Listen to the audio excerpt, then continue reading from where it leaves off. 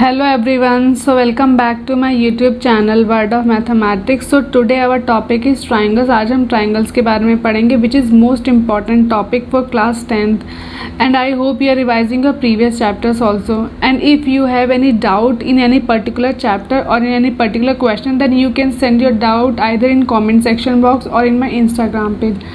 अगर हम ट्राइंगल्स के रिड्यूस सिलेबस के बारे में बात करें तो ट्राइंगल्स में ऐसा तो कुछ रिड्यूस नहीं हुआ है, बस एक थ्योरम है, मतलब पाइथागोरस थ्योरम का जो कन्वर्स पार्ट है वो डिलीटेड है, otherwise you have to cover whole the chapter.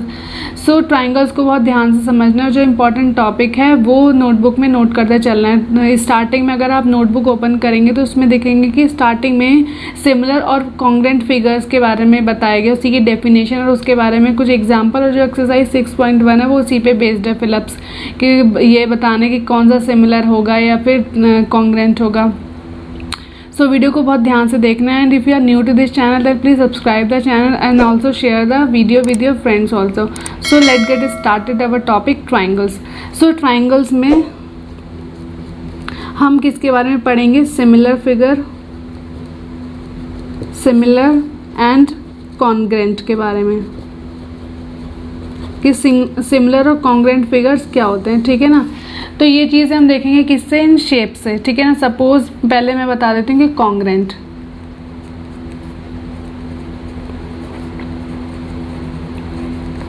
So congruent कोई भी दो फिगर्स हैं. अब जैसे कि हम इस चैप्टर में ट्राइंगल्स में तीन एंगल का किन्हीं भी 3 पॉइंट से मिलकर बनने वाली जो शेप होती है वो हमारी ट्राइंगल्स होती है, चाहे हम तीनों पॉइंट किसी भी तरीके से ले लें. इन तीनों का अगर मैं ज्वाइन करूं तब भी मुझे एक ट्राइंगल मिलेगा, अगर मैं इन तीनों पॉइंट्स को ज्वाइन करूं तब भी मुझे एक ट्राइंगल मिलेगा. तो बेसिकली ये क्या है? एक ट्राइंगल्स ही तो है. तो ट्राइंगल का जो क्लासिफिकेशन होता है वो किस पे? या तो साइड से होता है, मतलब साइड के अकॉर्डिंग होता है, या फिर इनके एंगल्स कि भी किसी में दो साइड इक्वल होती हैं, या तीनों साइड इक्वल होंगी, या तीनों साइड डिफरेंट होंगी, या एंगल्स पे राइट एंगल, ट्राइंगल या ऑब्स्ट्यूज. तो ये क्या क्लासिफिकेशन जो है वो डिपेंड करता है किस पे? साइड्स पे और एंगल्स पे. ओके, बट ये अलग ही कॉन्सेप्ट है, इससे रिलेटेड तो ऐसा कुछ है नहीं. तो सिमिलर और कॉन्ग्रेंट ट्राइंगल्स जो हैं, मतलब ट्राइंगल्स नहीं, सिमिलर और कॉन्ग्रेंट फिगर्स बोल सकते हैं इसको. मतलब सिमिलर और कॉन्ग्रेंट फिगर्स जो हैं उनके बारे में देखेंगे क्या दो फिगर्स जो हैं वो कॉन्ग्रेंट कब होते हैं, कोई दो फिगर या दो से ज़्यादा हैं वो सिमिलर कब होंगे. ठीक है ना, तो पहला है हमारे पास कॉन्ग्रेंट. अब कॉन्ग्रेंट के लिए हम क्या करेंगे कि कोई भी पॉलीगॉन ड्रॉ करते हैं. अगर हम पॉलीगॉन क्या होता है, अभी 3 या 3 से ज़्यादा पॉइंट से मिलकर जो बनने वाला क्लोज्ड फिगर होता है वो हमारा पॉलीगॉन होता है, चाहे वो रेक्टेंगल हो, ट्राइंगल हो, सर्कल हो, बट वो क्या होना चाहिए? क्लोज्ड होना चाहिए. ठीक है ना, तो वो हमारा पॉलीगॉन होता है. तो अब कॉन्ग्रेंट की अगर हम बात करें, कॉन्ग्रेंट का मतलब होता है मैंने दो शेप ली, मान लो पहले मैंने ली एक ये एंड एक ये है. ठीक है ना, ये इस तरीके से रखी हुई है और ये इस तरीके से. अब मुझे देखना है कि ये कॉन्ग्रेंट है या नहीं है. ठीक है ना, तो किस तरीके से देखेंगे? अगर हम इसको फ्लिप या रोटेट कुछ मतलब किस इस तरीके से करें कि ये जो है वो आपस में क्या हो जाए? ओवरलैप हो जाए. ओवरलैप हो गई मतलब इसको इसके ऊपर इम्बेड कराऊँ मैं इस तरीके से, ये तो ये क्या है? इसके ऊपर पूरी तरीके से क्या हो गई? दोनों फिगर ओवरलैप हो गई. तो इस तरीके से ओवरलैप हो जाए तो इस टाइप के जो फिगर होते हैं वो हमारे क्या कहलाते हैं? कॉन्ग्रेंट. तो कॉन्ग्रेंट में क्या कंडीशन आ गई? कॉन्ग्रेंट चेक करने के लिए क्या है कि भाई सेम क्या होनी चाहिए? शेप होनी चाहिए, एंड सेम ही क्या होना चाहिए? साइज होना चाहिए.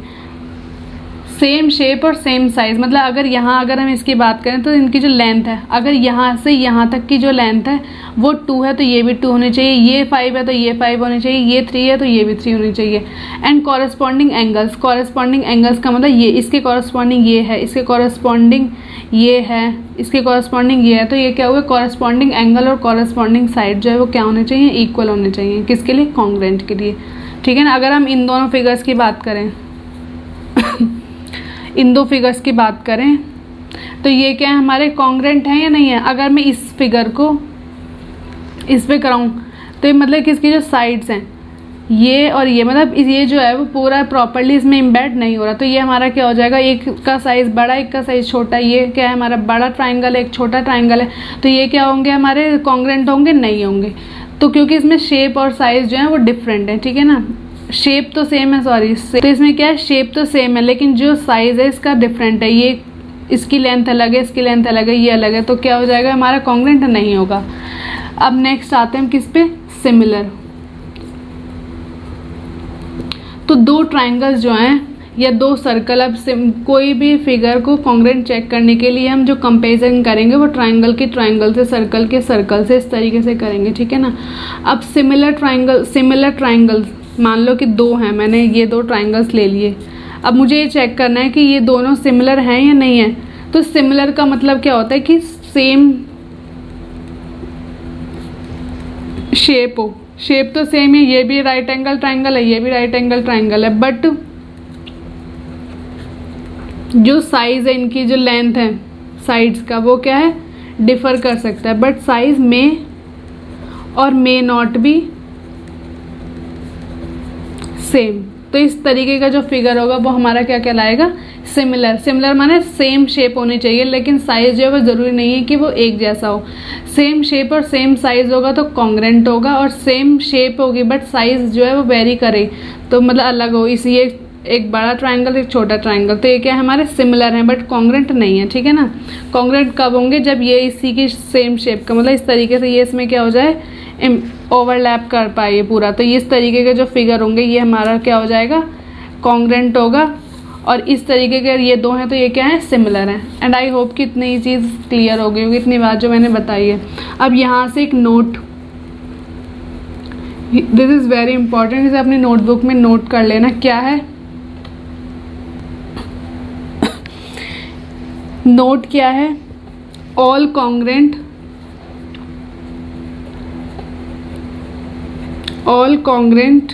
ट्राइंगल या फिगर, लिख लो कुछ भी, फिगर या triangle, have to be similar, same shape, ठीक है ना, बट साइज क्या है, डिफरेंट है। Has to be similar but all similar figure या triangle need not be congruent. अब ये समझ में आ गया क्योंकि क्यों नहीं होंगे, ये वाले जो है वो किस तरीके से आई है। All congruent figure have to be similar, सारे जो कॉन्ग्रुएंट फिगर हैं वो सिमिलर तो हैं ही।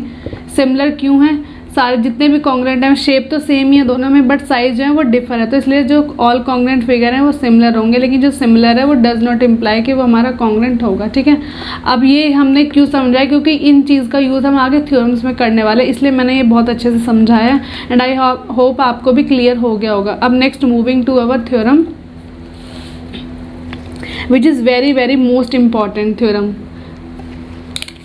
And which is very most important theorem. तो थ्योरम क्या है, थ्योरम 6.1। अब ये थ्योरम वेरी इम्पॉर्टेंट है।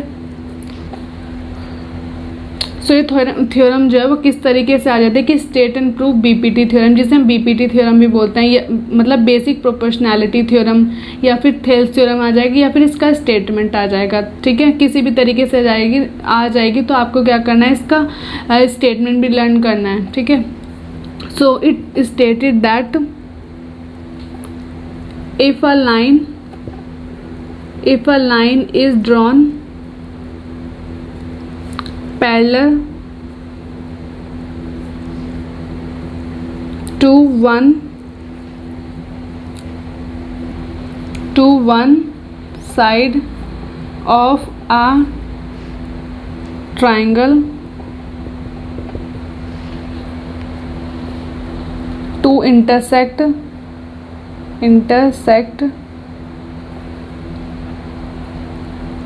the other two sides in distinct points। Distinct का मतलब क्या होता है, अलग अलग पॉइंट्स पे, distinct point. The other two sides are divided in the same ratio। तो ये हमारा क्या है, स्टेटमेंट है किसका, थेल्स थ्योरम का या फिर बीपीटी का, ओके। तो हमारे पास स्टेटमेंट क्या है कि if a line is drawn parallel to one side of a triangle, तो इन ऑर्डर टू प्रूव, अब प्रूव में क्या है कि हमारे पास एक ट्राइंगल है, मैंने सपोज एक ट्राइंगल यहाँ ड्रॉ कर लिया, this triangle A and this is B and this is C. Okay.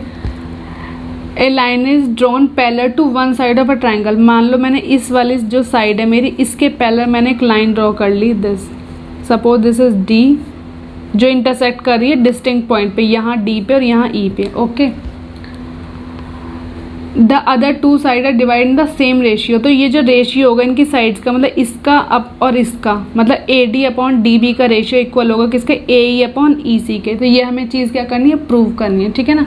अब थ्योरम में जब हम प्रूव करते हैं तो मेन क्या होता है, गिवन पार्ट हमें क्या प्रूव करना है, क्या हमने कंस्ट्रक्शन किया वो लिखना बहुत ही, मतलब स्टेप बाय स्टेप हमें किस तरीके से लिखना है वो बहुत ही इंपॉर्टेंट होता है. ठीक है ना.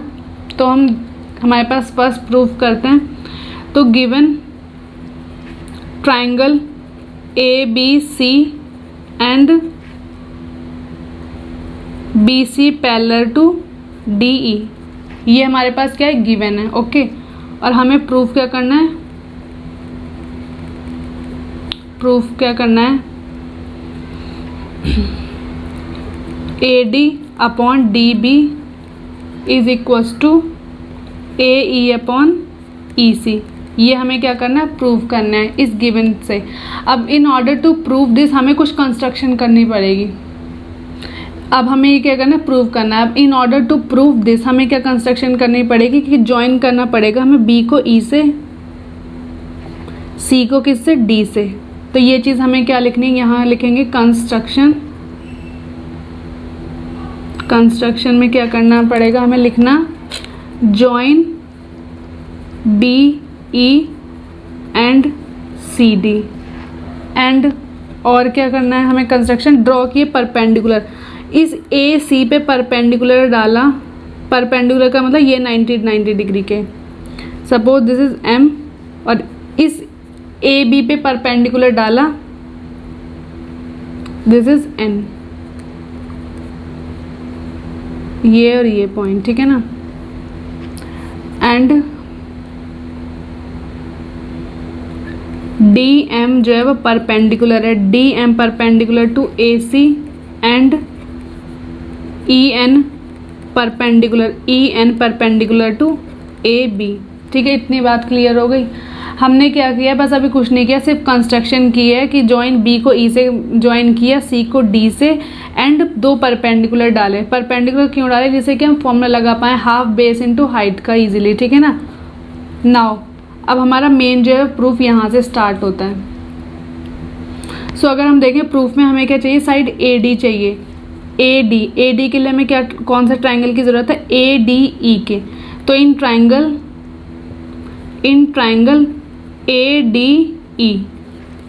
ADE में, ठीक है ना, एरिया लेंगे, area of triangle ADE. Area का फॉर्मूला होता है हाफ बेस. अब इसका जो बेस है, बेस कौन सा होता है, जो जिसके ऊपर परपेंडिकुलर होता है वो हमारा बेस होता है. तो परपेंडिकुलर ये है, तो ये क्या हुआ, base AD into height. Height क्या है, ये EN. Suppose this is equation number 1. Okay. Now अब हमें क्या चाहिए, DB चाहिए. DB जो है वो किसकी, कौन से ट्राइंगल की साइड है, BDE की. ठीक है ना. तो इन ट्राइंगल BDE हमें क्या लेना, area. So area of triangle BDE is equals to half base. अब बेस क्या है, DB इंटू हाइट. अब जैसे कुछ ट्राइंगल्स होते हैं जिनमें हाइट जो होती है वो ट्राइंगल के अंदर ही होती है. सपोज यहाँ मैं बता देती हूँ, जैसे ये है हमारे पास ट्राइंगल. ठीक है ना, ये था. अगर मैं इसकी हाइट की बात करूँ तो ये इसकी हाइट है, तो इसका फॉर्मूला होता है हाफ बेस इनटू हाइट. ठीक है ना, जो हमने यहाँ पे अप्लाई भी किया है इस वाले ट्राइंगल में. ठीक है ना. अब कुछ ट्राइंगल्स होते हैं जिनमें हाइट जो है वो ट्राइंगल के बाहर होती है. जैसे इस तरीके का अगर ट्राइंगल लें तो इसकी जो हाइट है वो किस तरीके से बनाएंगे हम, इस तरीके से तो होगी. अब इसलिए आप समझ में आ गया होगा कि हमने कंस्ट्रक्शन क्यों करी. जो ये वाला जो ट्राइंगल है हमारा DBE जो है, उसकी जो हाइट है वो कहाँ है, EN है. ठीक है ना. तो हाइट क्या है, EN. This is equation number 2. अब इन दोनों का 1 और 2 का हमें क्या लेना है, ratio. So area of triangle A D E upon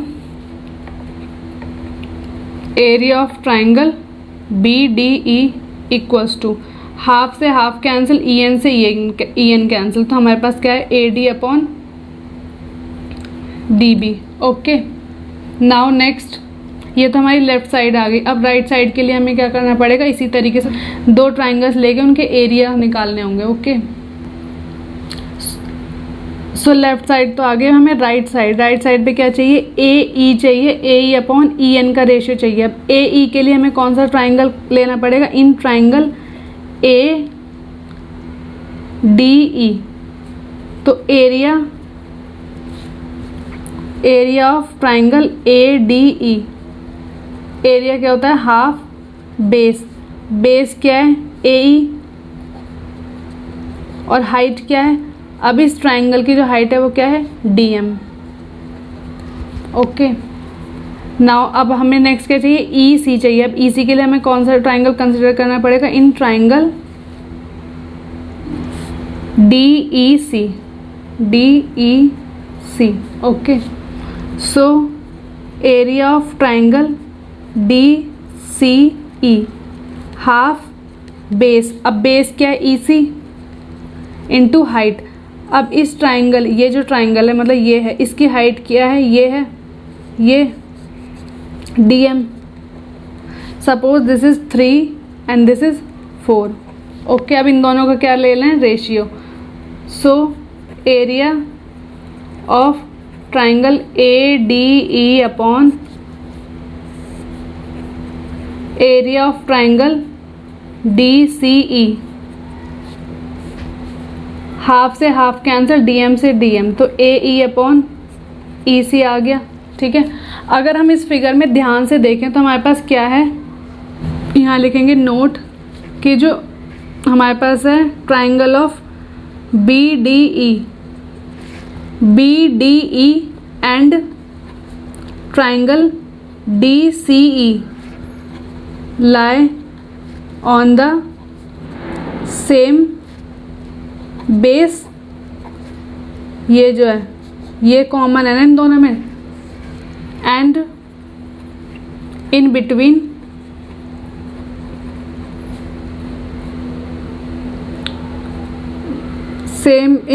same parallel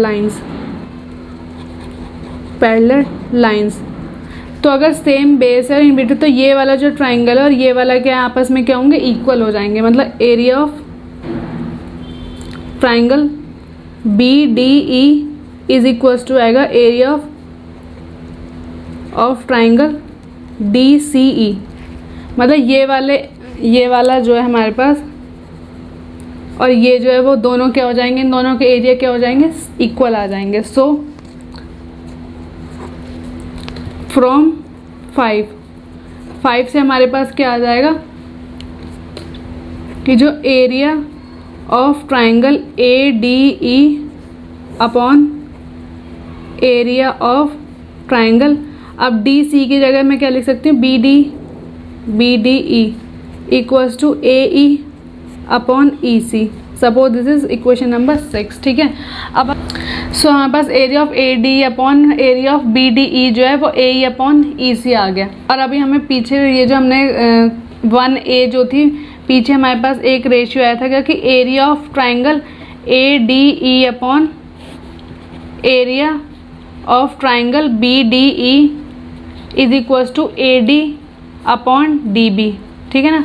अब अगर इसमें देखें कि जो लेफ्ट साइड जो है वो दोनों की इक्वल है, अगर लेफ्ट इक्वल है मतलब x इक्वल्स टू 2 है और y इक्वल्स टू भी 2 है, तो ये चीज़ इम्प्लाई करती है कि x इक्वल्स टू y होगा। ठीक है ना। तो ये लेफ्ट इक्वल है तो राइट भी क्या हो जाएंगे, इक्वल।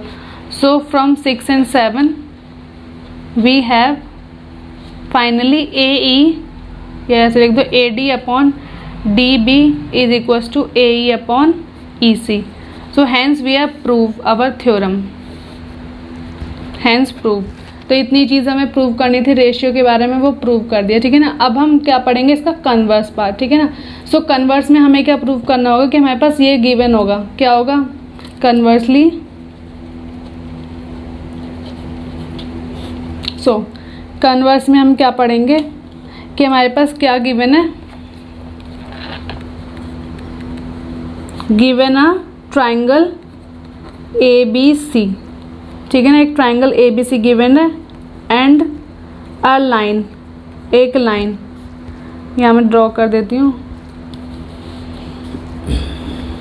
यहाँ मैं ड्रॉ कर देती हूँ, ये दिस इज ABC और एक line DE, line DE which intersect, जो इंटरसेक्ट कर रही है, intersect AB at D and AC at E, AC को E पे इंटरसेक्ट कर रही है, ठीक है ना। अब हमारे पास इंटरसेक्ट कर रही है तो फिर हमारे पास क्या होता है, सच दैट बाय BPT से हमें पढ़ा था कि जब इंटरसेक्ट करती है जो ये सेम रेशियो में इंटरसेक्ट करती है तो AD upon DB is equals to AE upon EC, ठीक है ना। सपोज दिस इज स्टार, तो ये तो हमारे पास आ गए इसी स्टेटमेंट से। अब कन्वर्स में हमें क्या प्रूव करना होगा कि ये जो होंगे ना दोनों क्या होंगे, पैरेलल होंगे, ठीक है ना, ये हमें प्रूव करना होगा। सो टू प्रूव, यहाँ लिखेंगे to prove DE parallel to BC, ठीक है ना।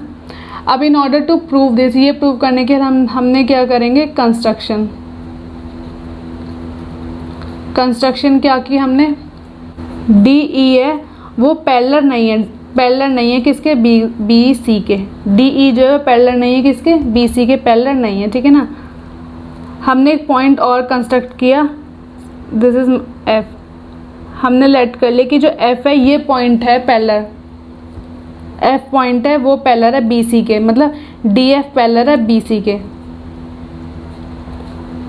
A point F such that DF जो है वो पैरेलल है BC के। अगर DF पैरेलल है BC के तो हमारे पास क्या है, ये तो हमारे पास कैसे है, by construction.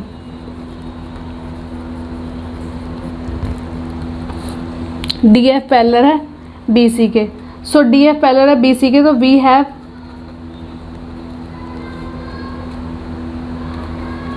AD upon DB is equals to AF upon FC, ठीक है।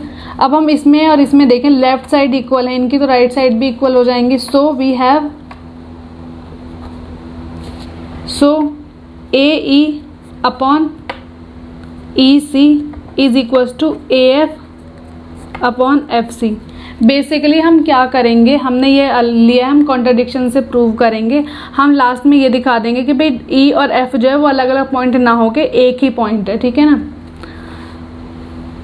सो अब यहाँ पे +1 कर दिया और इसमें भी +1 कर दिया। अब यहाँ से +1 कर देंगे तो हमारे पास क्या हो जाएगा, AE plus EC upon EC is equals to AF plus FC upon FC, ठीक है। अब हम AE प्लस EC देखें, AE प्लस EC जो है वो AC तो है, so this is AC upon ये तो EC है is equals to AF plus FC, AF plus FC क्या है, AC है,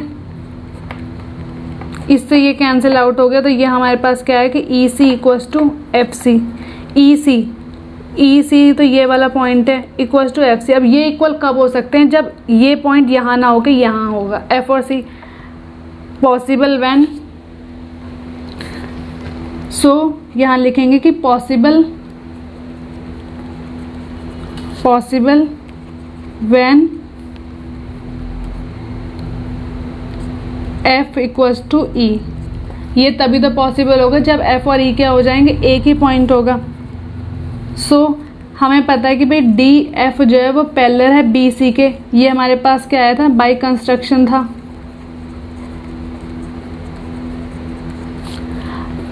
अब यहाँ पे हम क्या करेंगे, F और E क्या है, इक्वल हैं, तो DE पैरेलल टू BC, तो हैंस प्रूव हो गया हमारे पास क्या, इसका कन्वर्स पार्ट भी। सो आज की वीडियो में बस हम इतना ही पढ़ेंगे, आने वाली नेक्स्ट वीडियो में हम इसके आगे का कंटिन्यू रखेंगे। इतना आप एक्सरसाइज 6.1 ट्राई कीजिए, कोई डाउट है तो हम नेक्स्ट वीडियो में या फिर कमेंट सेक्शन में आप सेंड कर सकते हैं। So thank you for watching.